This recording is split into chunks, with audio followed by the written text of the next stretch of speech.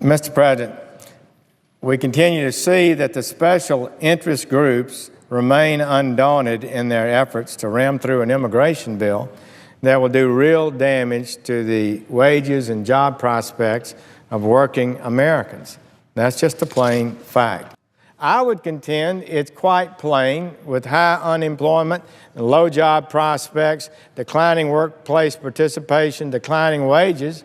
What we have a shortage of is not workers, we have a shortage of jobs. And we need to put our people in those jobs. And that's a very simple concept.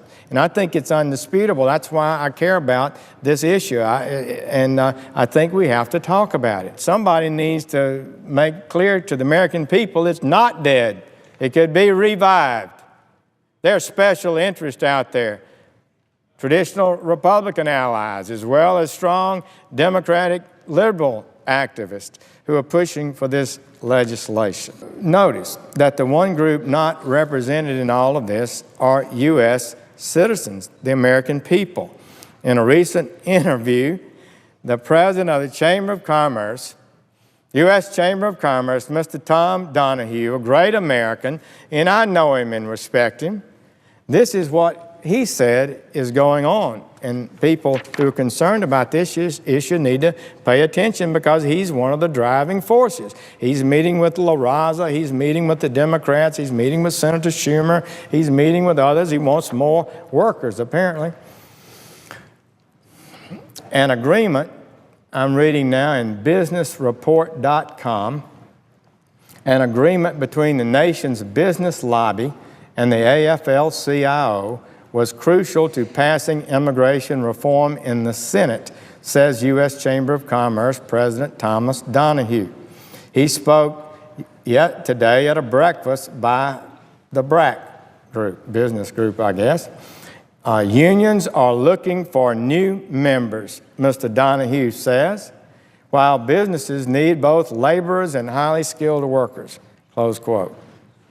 Now, this is a frank statement. I give Mr. Donahue credit. He lays it right out there. If you want to know the forces at work here, unions believe that if we legalize people and bring in more, they'll have a better chance of adding to union members. Donahue says the House doesn't need to pass a comprehensive reform. Listen to this, colleagues. The House doesn't need to pass a big comprehensive reform, suggesting problems could be fixed with smaller bills. Take the whole thing, go to conference with the Senate, and we'll build a bill, close quote. So those of us who care about how legislation is crafted can feel the hair rise on the back of our necks when you hear this, because this is exactly what they're trying to accomplish.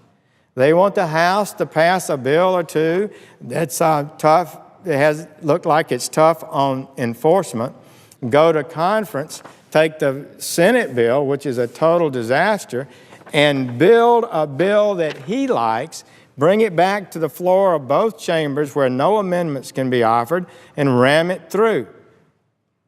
To some degree, like the massive health care bill was rammed through.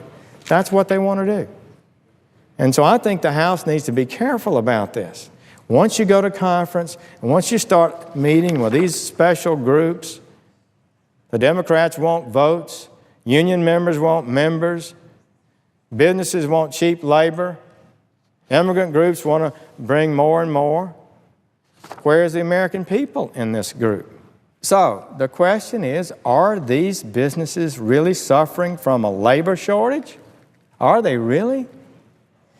Byron York, writing in, I believe, the Washington Examiner, excellent writer, looked at that question.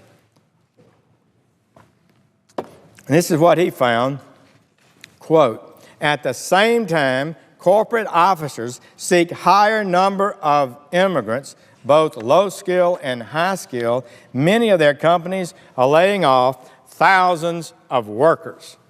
This is really offensive to me, and I think should be to all Americans. This is the kind of leadership we have from corporate America. coming in here and saying they've got to have workers, totally ignoring the fact they're laying them off by the thousands.